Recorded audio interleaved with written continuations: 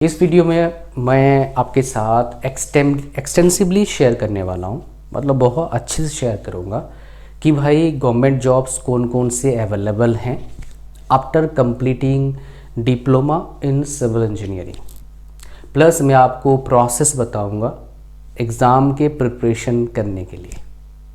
ये प्रोसेस काफ़ी इम्पॉर्टेंट है बिकॉज़ इस प्रोसेस के बिना आप एग्ज़ाम क्रैक करने का जो परसेंटेज है बहुत कम हो जाएगा। ये प्रोसेस कामयाब है बिकॉज़ काफ़ी लोग सेम प्रोसेस को अप्लाई करके सक्सेस पाए हैं, मेरे काफ़ी स्टूडेंट्स। तो आप भी पा सकते हैं। सक्सेस पाना मतलब क्या, आपके नज़रिया में गवर्नमेंट जब अगर क्रैक करना है तो उसको आप सक्सेस बोलते हैं। तो सक्सेस कैसे पाएंगे आप, that definitely you will come to know after watching the complete video. तो इस वीडियो के दो पार्ट होंगे। पहले पार्ट में मैं आपको बताऊंगा अभी एक बच्चा एग्ज़ाम क्रैक करता है। जैसे मान लो 2 स्टूडेंट्स हैं, दो तरह का स्टूडेंट्स, 2 टाइप ऑफ स्टूडेंट्स बोलूँगा। सो 2 टाइप ऑफ स्टूडेंट्स है आफ्टर डिप्लोमा, ठीक है। तो उसमें क्या होता है, एक बच्चा, दोनों प्रिपरेशन स्टार्ट करते हैं, सिमिलरिटीज़ देखेंगे, दोनों हो सकता है सेम कोचिंग में है, सेम किताब खरीदा है, सेम टेस्ट सीरीज लगा रहा है, हो सकता है ये भी हो स्टार्टिंग में सेम टाइम टेबल फॉलो कर रहे हैं, सारे जाते हैं लाइब्रेरी पढ़ने के लिए, कोई घर बैठे पढ़ रहा है, कोई अपने पंखे के नीचे पढ़ रहा है, कोई तबेले में पढ़ रहा है, जहाँ पर जिसको अपॉर्चुनिटी मिलता है पढ़ने का पढ़ रहा है। बट अगर कैटेगरी करेंगे, एक का क्रैक होता है, एक का भाई एग्ज़ाम क्रैक हो जाता है और दूसरे का क्रैक नहीं होता है, नॉट क्रैक द एग्ज़ाम, ठीक है, या फिर not able to crack the exam, यही बोल सकते हैं। एक ने क्रैक कर लिया, दूसरा नॉट क्रैक द एग्ज़ाम, ठीक है। डू नॉट बोलेंगे तो बेटर इंग्लिश होगा। उसने क्रैक नहीं कर पाया, एक ने क्रैक कर दिया। सो इसके पीछे क्या वजह होता है, कौन कौन से रीज़न या फिर कौन कौन से रीज़न्स हैं, आपको जानना ज़रूरी है। अगर ये रीज़न्स आप जान जाते हैं कि भाई ये बंदे ने क्रैक करा, इसने क्रैक नहीं कर पाया, क्या कारण है, क्या मोस्ट प्रोबेबल रीज़न्स हो सकता है, कई रीज़न होते हैं बट मोस्ट प्रोबेबल रीज़न्स क्या हो सकता है वो जानना बहुत ज़रूरी है। तभी आपका एग्ज़ाम क्रैक हो पाएगा, क्रैक होने का चांसेस बढ़ जाएगा। तो आपको क्या करना है, ध्यान से सुनना है, मैं आपको बताऊंगा एक एक करके। पहला, सबसे पहले देखो कि भाई आपको एग्ज़ाम क्रैक करना क्यों है, आपको सरकारी नौकरी चाहिए क्यों, why you wanted to get government job, और वो सारे रीजंस आप इकट्ठा करो अपने किसी पेज पर, कॉपी पर। 8-10 रीज़न होगा, उसमें से 2-4 रीज़न, 4 रीजन्स के आसपास आप अपना एक A4 साइज पेज पर उस पर लिख के अच्छे से, जहां आप सोते हो, जैसे आप उठोगे वो दिखे आपके सामने।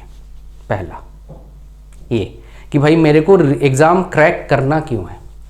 अब दूसरा A4 साइज पेज लेना है, दूसरा A4 साइज पेज लेना है, उसको 2 भाग में बांट देना है। एक साइड लिखना है अगर एग्ज़ाम क्रैक होगा तो मुझे क्या मिलेगा, बेनिफिट्स, ठीक है,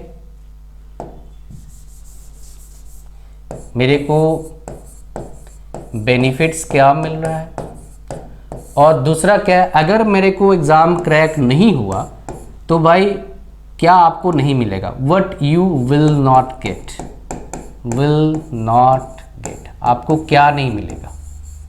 या फिर इसको और आसान समझ तो life after cracking exam, life without cracking exam क्या होने वाला है, उसको आप लिखो ऐसे A4 साइज पेज में, और वो भी उसी के साइड में चिपका दो। और डेली जब सुबह उठते हो आप क्या करिए, चेक करिए भैया, मतलब पढ़िए उसको।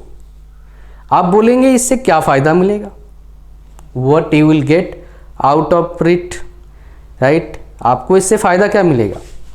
तो मैं आपको बता दूं इससे फ़ायदा क्या मिलेगा। सबसे इम्पॉर्टेंट इससे फ़ायदा मिलेगा माइंडसेट। आपका जो माइंडसेट होगा एग्ज़ाम को लेके धीरे धीरे करके बहुत स्ट्रॉन्ग बन जाएगा बाकी कैंडिडेट्स के कंपैरिजन में। आपके दिमाग में एक क्वेश्चन अभी आएगा, सर हम थोड़ी ना अकेले आपका वीडियो देख रहे हैं, आपके वीडियो तो हज़ारों लाखों लोग देख रहे हैं भैया, तो कैसे? आप एक क्लास में सारे होते हैं, याद करिए 10th क्लास में टीचर सेम पढ़ाए, क्या सारे टॉप करे? नहीं ना। क्या सबके सेम मार्क्स आया? नहीं ना। क्या ऐसे कुछ बच्चे हैं जिनके सेम मार्क्स आए? हो सकता है एक दो सेट में आया हो, पूरा बहुत रेयर है। पता है क्यों? It's on you my dear, आप पर डिपेंड करता है। ये मैं तरीका जो बता रहा हूँ स्ट्रॉन्ग माइंडसेट बनाने का, ये प्रॉपरली फॉलो कितने करेंगे? 5 से 10%। और रियल कंपटीशन इन्हीं 10% में है। अगर 1 लाख बच्चा किसी एग्ज़ाम के फॉर्म भरता है, रियल कंपटीशन होता है सिर्फ 10,000 में। बाकी 90,000 फॉर्म भरते हैं, 20,000 तो एग्ज़ाम देने जाते। इसलिए रेलवे वालों ने क्या करा कि भैया एग्ज़ाम दोगे तभी हमको रिफंड करेंगे 400 रुपया, नहीं तो रिफंड नहीं करेंगे। कहानी समझ में आ रहा है क्या बोल रहा हूँ मैं? बिकॉज वो भी डेटा एनालिटिक्स का यूज़ कर रहे हैं, डेटा साइंस का वो यूज़ कर रहे हैं। उनको पता है हम कितना भी कर दें, अगर 1 लाख बच्चा फॉर्म भरा है, हम बोलेंगे एग्ज़ाम दोगे तभी 400 रुपया देंगे आपका 500 में से जनरल वालों को, तो उनको पता है 1 लाख में से तब भी 20,000 बच्चे पेपर नहीं देंगे, तो 20,000 का पूरा पैसा रह गया भाई। वो तो 1 रुपया वापस नहीं करना पड़ेगा according to terms and condition. तो माइंडसेट अब स्ट्रांग हो गया, लेकिन खाली माइंडसेट से आपका एग्ज़ाम क्रैक नहीं होगा। तो क्या करना पड़ेगा? इन चीज़ों पर फोकस करना पड़ेगा जो मैं आपको बता रहा हूँ। इन्हीं चीज़ों को यूज़ करके बहुत सारे बच्चों ने एग्ज़ाम क्रैक किया है। बस किस चीज़ पर फोकस करना पड़ेगा आप ध्यान देना, मैं बता देता हूँ। पहला, फंडामेंटल बेसिक को क्लियर करना होगा। कहाँ से क्लियर करेंगे? कई ऑप्शन आपके पास है। कोचिंग लो, कोचिंग ऑनलाइन ऑफलाइन ले सकते हो।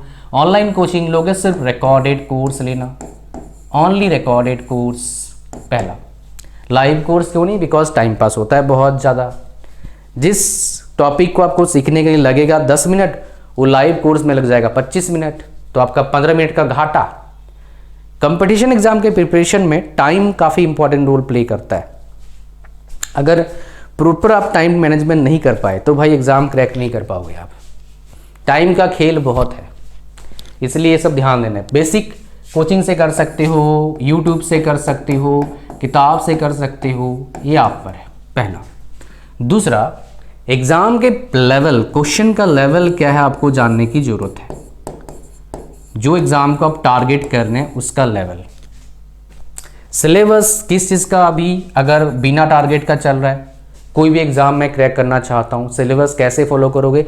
एक टैग वाला सिलेबस के लिए आप फॉलो करिए गेट वाले को, और नॉन टैग में फॉलो करिए 4 चीज़ को। इंग्लिश, एप्टी मतलब एप्टीट्यूड, रीजनिंग, और क्या है भाई? जीके। इसी में जीके में ही करंट अफेयर्स आ जाता है।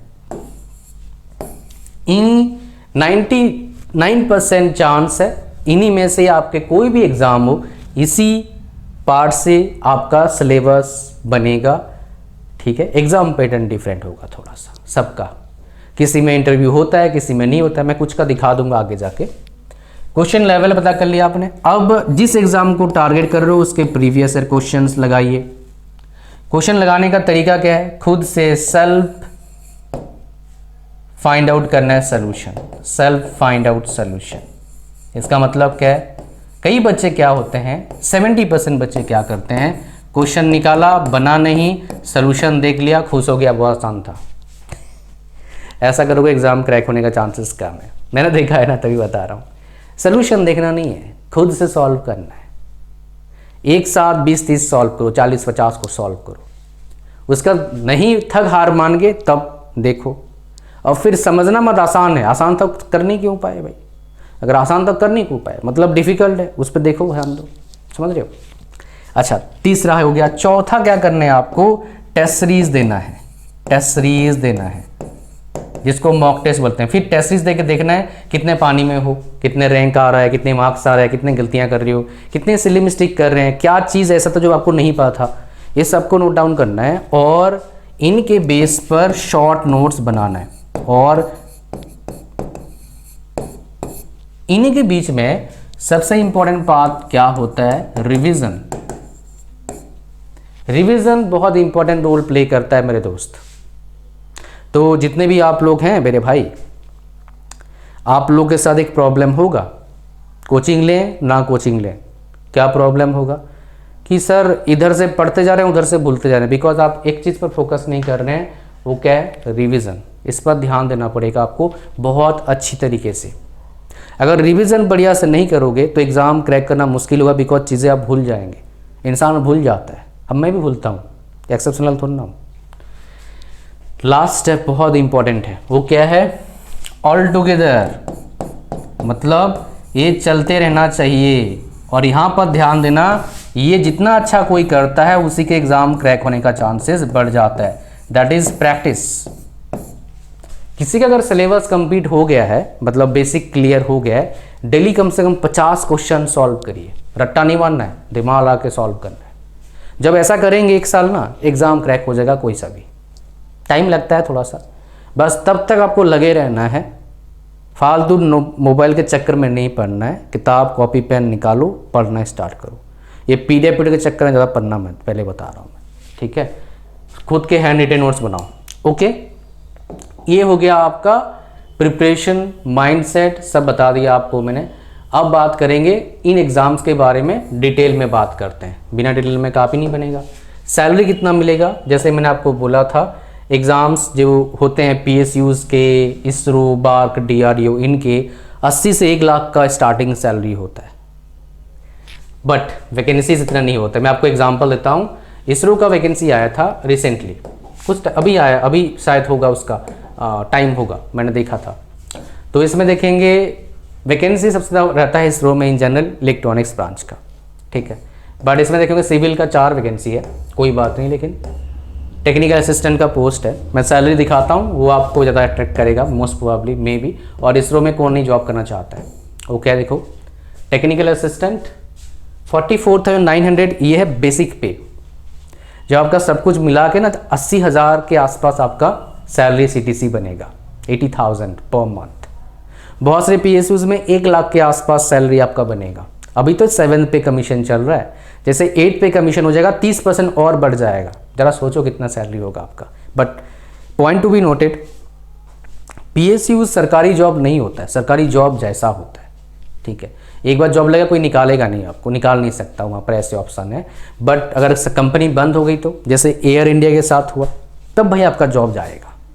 तो ये PSU का थोड़ा रिस्क है। PSUs का और एक प्रॉब्लम आपको बता देता हूँ, जो मैं बहुत कम वीडियो में बताता हूँ in general, location of work थोड़ा सा प्रॉब्लम करता है। बट बहुत लोग कर रहे हैं नौकरी, ये बात है।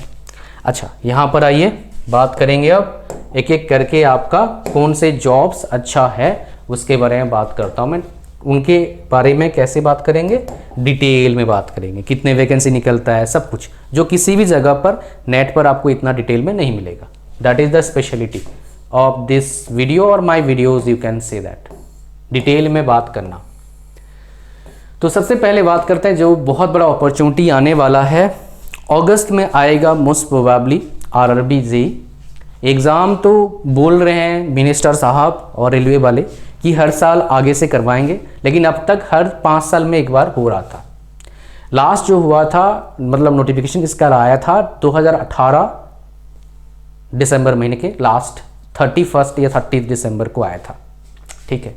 इस बार कब आएगा बोल रहे हैं, अगस्त में आएगा, इसलिए मैंने दिसंबर अगस्त दोनों लिख दिया है। एग्जाम साइकिल क्या होगा, 1 in 5 ईयर अब तक चल रहा था, नेक्स्ट बोल रहे हैं हर साल करवाएंगे, तो अपॉर्चुनिटी बढ़ गया भाई। टोटल एप्लीकेंट्स 30 लाख भरते हैं। एलिजिबिलिटी डिप्लोमा, ये ब्रांचेस एलिजिबल हैं, electrical, mechanical, civil, CSC, ECE, printing, ये एलिजिबल है। Age 18 to 33 years. Total vacancies 15,000 के आसपास वैकेंसी रहता है, वेरी करेगा, इस बार कम आएगा may be, let's see. Total fees कितना है, 500 रुपया, 400 रुपया वापस मिल जाएगा आपको अगर आप CBT 1 एग्ज़ाम दोगे तब। ये एग्ज़ाम पैटर्न है CBT 1, CBT 2 एग्ज़ाम पैटर्न आप पूरा देख सकते हैं, पूरा डिटेल में दे रखा मैंने कि किस में कितनी मार्क्स है, कितना टाइम है, कितने क्वेश्चन है, सब कुछ पूरा डिटेल। नेक्स्ट, नेगेटिव मार्किंग 1/3 होता है। Strength of exam, basic previous year question, test series, revision, time management, accuracy, ये सारे कंपटीशन एग्जाम का यही है strength of exam except GATE, GATE में क्वालिटी क्वेश्चन आता है बहुत ज़्यादा। कट ऑफ CBT 1 का 70 गया था, CBT 2 का भी 70 के आसपास, ये वेरी करेगा, मैं बता देता हूँ। वैकेंसीज पर कैटेगरी वाइज भी वेरी करता है। सैलरी लगभग 52,000 रुपया पर मंथ मिलेगा आपको। इंटरव्यू नहीं होता है RRB JEE में। अच्छा, और एक एग्जाम के लिए प्रिपरेशन आप एलिजिबल हो जाते हो, दैट इज SSC JEE। ये बहुत बड़ा अपॉर्चुनिटी है आप सारे बच्चों के लिए, ठीक है। वो क्या है आपका, देख लीजिए यहाँ पर। मंथ नोटिफिकेशन अगस्त में आया था 2023 में, 2024 में कब आएगा, फेब के 28 या 29 फेब में आएगा। जब वीडियो बना रहा हूँ तब तक आया नहीं है।